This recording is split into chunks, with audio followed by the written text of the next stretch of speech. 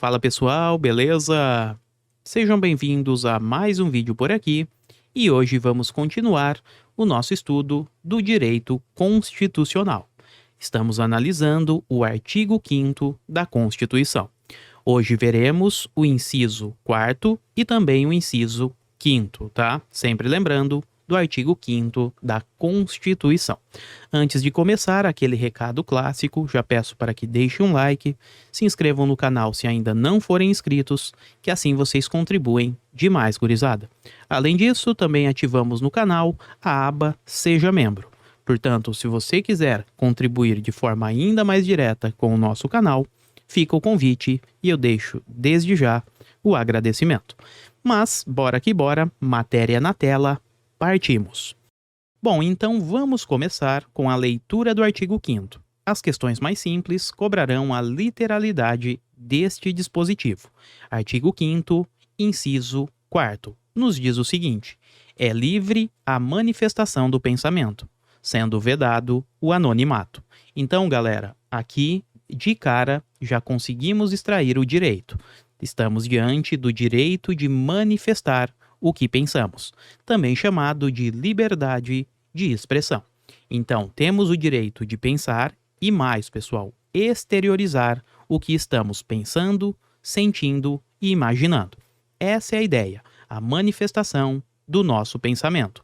E nos diz o inciso 4º que é livre esta manifestação. Então, registrando, estamos diante de um pilar de qualquer Estado democrático de direito. Portanto, essa liberdade de expressão funciona como uma base de qualquer Estado democrático, de qualquer democracia. Bom, essa liberdade de expressão, que é a exteriorização do que estamos pensando, de nossas ideias, opiniões, convicções, enfim, ela pode ser exteriorizada, exercida, através da forma oral, quando falamos, de modo escrito, ou até mesmo de modo gestual. Então, forma oral, escrita e através de gestos. E vou além, pessoal. O próprio silêncio é, sem dúvida, uma forma de manifestar o nosso pensamento. É uma forma de exercer a liberdade de expressão. Muitas vezes, um silêncio diz muito mais do que qualquer palavra, certo? Bom, pessoal, e é justamente essa liberdade aqui, ó, liberdade de expressão, que vai garantir alguns direitos polêmicos, digamos assim, tá? Por exemplo, vai fundamentar a marcha da maconha. Então, temos que a marcha da maconha é lícita e encontra amparo justamente na liberdade de expressão. Marcha da maconha nada mais é do que as pessoas se reunindo, fazendo uma manifestação e tentando alterar a legislação, permitindo então, a partir destes movimentos, a legalização do uso de drogas, tá? Então, essa marcha da maconha encontra fundamento justamente na liberdade de expressão, no inciso 4º do artigo 5º da nossa Constituição. Pois bem, então temos que a marcha da maconha é lícita, é legal, porque tem fundamento na liberdade de expressão. Mas cuidado, pessoal, o STF entendeu que é vedado, fica proibido o uso da substância entorpecente durante a manifestação, certo? Então, liberdade de expressão fundamenta a marcha da maconha, é permitida, tá? É lícita, mas não podem os manifestantes usarem a droga, certo? Um outro direito que temos por aqui, que também busca amparo, tem a sua fundamentação na liberdade de expressão, é em relação à publicação de biografia, mas cuidado aqui, ó, sem autorização do biografado. Então, o biografado, ele não está autorizando, mas o autor, aquele que está escrevendo a biografia, pode ainda assim publicá-la sem autorização, justamente porque o STF entendeu que ele está exercendo a liberdade de expressão, de manifestar o que pensa sobre aquela pessoa, certo? Então, cuidado que isso cai em prova, pessoal. Vamos lá, então. A liberdade de expressão, ela fundamenta a marcha da maconha, portanto, marcha da maconha é sim lícita, mas as pessoas não podem usar a droga durante a manifestação, e fundamenta também publicação de biografia, mesmo que sem autorização do biografado. Bacana? Tranquilo? Continuando, precisamos observar este termo, livre.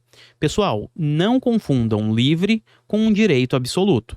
Então, mais uma vez, estamos diante de um direito que não é absoluto. Então, existe uma limitação, há limites para o exercício da liberdade de expressão. É aquela famosa frase, né? O seu direito acaba, termina, né? Quando começa o de outra pessoa. Então, aqui é basicamente isso também. Você não pode ofender a honra e a intimidade de outra pessoa e falar que está simplesmente exercendo o seu direito de liberdade de expressão. Aliás, você até tem o direito de manifestar a sua ideia, o seu pensamento, mas será por isso responsabilizado, certo? Então vamos lá. Estamos diante de um direito que não é absoluto, portanto, ele encontra limites. O primeiro que veremos é em relação aos discursos de ódio. Então perceba só, se estamos diante de limites, significa que os discursos de ódio, eles não são tolerados, tá? Porque estamos limitando a liberdade de expressão. Quando falamos em discursos de ódio, pessoal, estamos diante de manifestações de ideias, tá? Que vão incitar ali discriminação social, racial, religiosa, de orientação sexual, enfim. Então, quando estes grupos estão sendo perseguidos de modo frontal, de maneira direta, estamos diante de uma limitação à liberdade de expressão. Então, não podemos incitar a violência contra estes grupos com amparo na liberdade de expressão. Não, porque a liberdade de expressão não corresponde a um direito absoluto. Uma outra limitação que temos é a vedação ao anonimato. Pessoal, você não pode exercer este direito de liberdade de expressão de maneira anônima. Dê a cara a tapa justamente para que, se você cometer um excesso, por exemplo, um discurso de ódio, você será identificado e responsabilizado. Então, não pense, por exemplo, que diante da internet, por estar na internet, você está anônimo. Não, galera. Hoje em dia, temos ali como saber exatamente a sua localização, através dos IPs, por exemplo, tá? Então tenha em mente isso. A liberdade de expressão não é um direito absoluto. Encontra limites, por exemplo, nos discursos de ódio e também em relação ao anonimato. E esta vedação ao anonimato encontra previsão no inciso 5º do artigo 5º da Constituição. Veremos o texto legal já já. Continuando na vedação ao anonimato, temos que é justamente esta proibição da pessoa ficar anônima que vai nos auxiliar a identificá-la e também responsabilizá-la. Então é com isso que vamos identificar e responsabilizar o autor das ofensas, porque vimos agora há pouco que a liberdade de expressão não é um direito absoluto. Portanto, o autor desta garantia, deste direito, pode cometer abusos ou excessos, e se fizer isso, ele será responsabilizado. E ao identificarmos o ofensor, pessoal, o autor da ofensa, surge um direito chamado de direito de resposta. Então, este instrumento, o direito de resposta, nada mais é do que uma reação. A pessoa ela foi ofendida e agora terá o direito de se defender, de responder às ofensas proferidas, ok? Bom, este direito de resposta é muito comum nos meios televisivos, jornais, internet, enfim. Por exemplo, determinada reportagem ofende a honra ou a intimidade de alguém. Aquela pessoa entra no judiciário e pede um direito de resposta. Se for atendida, ela terá essa garantia e perceba só, o direito de resposta será proporcional ao agravo. Ou seja, significa o seguinte: se, por exemplo, o camarada foi ofendido na Rede Globo, no Jornal Nacional e por 4 minutos, ele terá o direito de resposta na mesma emissora, no mesmo jornal e pelo mesmo tempo, ok? Isso significa proporcional ao agravo, proporcional à ofensa sofrida. Então até coloquei aqui, ó, o direito de resposta é proporcional ao agravo. Significa pelo mesmo tempo que ocorreu a ofensa, no mesmo local e através do mesmo meio. Se foi na TV, direito de resposta exercido na TV. Se na rádio, no jornal e assim sucessivamente. Beleza? E temos também que este direito de resposta tem a característica da gratuidade.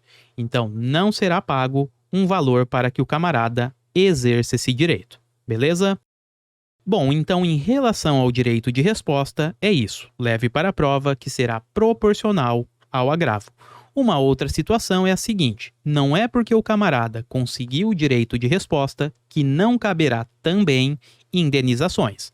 Então perceba, o direito de resposta, o fato da pessoa exercer este direito, olha aqui, ó, não exclui indenizações por dano moral, material ou ainda a imagem. Então, uma coisa não exclui a outra. O camarada pode perfeitamente ter o direito de resposta, mas eventuais indenizações, certo? Isso é justamente o que nos diz o artigo 5º, inciso 5º da Constituição. Perceba só, é assegurado o direito de resposta, proporcional ao agravo, além da indenização por dano material, moral ou à imagem. Além, pessoal, ó, direito de resposta, além de indenizações por dano moral, material ou à imagem. Bom, mas agora que esgotamos a teoria, vamos partir para as questões de prova. Bora lá, primeira da banca Sebrasp. Pausem o vídeo e já voltamos. E o gabarito por aqui é o erro. Falamos lá na parte teórica que essa liberdade de expressão não é um direito absoluto. Inclusive, encontra limites. Um destes limites são os chamados discursos de ódio. Então perceba o que o enunciado nos diz. O poder público não pode censurar a manifestação do pensamento. Essa é a regra e está correto, pois ela é livre e envolve o direito absoluto. Errou aqui, ó. Direito absoluto não, é um direito relativo. Direito absoluto de dizer tudo aquilo que se queira, aí incluindo o discurso de ódio. Não, pessoal, vimos que não é um direito absoluto e encontra limites. Um destes limites, por exemplo, é o discurso de ódio. Ele é proibido segundo o STF. Então, com isso, o gabarito é a incorreção do item. Avançando mais um pouco, questão de número 2. Pausem o vídeo e já voltamos. E o gabarito por aqui é o erro. Vamos lá. É garantida a livre manifestação do pensamento. Perfeito, até aqui, tá? Ainda que na forma anônima. Não, este ponto está incorreto. Perceba só, o artigo 5º, no seu inciso 4º, nos diz o seguinte: é livre a manifestação do pensamento, sendo vedado o anonimato, ok? E outro trecho que trouxemos também esta expressão foi aqui, ó, quando falamos que a liberdade de expressão não é um direito absoluto e encontra limites. Um destes limites é justamente a proibição, a vedação ao anonimato. Maravilha? Com isso o item está incorreto. Não aceitamos o anonimato. Questão de número 3, pausem o vídeo e já voltamos. E o gabarito por aqui é a correção deste item. Falamos que o direito de resposta ele não exclui eventuais indenizações. Uma coisa não exclui a outra. Então perceba, o direito de resposta, que é proporcional ao agravo, não exclui indenizações, tá? Por dano moral, material ou à imagem. Então teremos o direito de resposta e, se for o caso, também eventuais indenizações. É isso que nos diz o artigo 5º no seu inciso 5º. É assegurado o direito de resposta proporcional ao agravo, além, olha aqui, ó, além da indenização por dano material, moral ou à imagem. Significa que poderemos ter direito de resposta mais indenizações sem nenhum problema. Portanto, o gabarito é a correção do item. Avançando, questão de número 4 agora. Pausem o vídeo e já voltamos.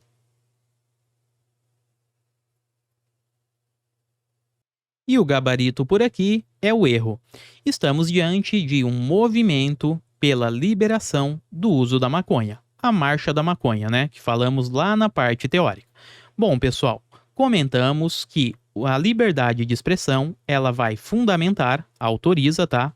A marcha da maconha. Então, este movimento de pedir a descriminalização do uso de drogas é totalmente lícito e encontra amparo justamente na liberdade de expressão.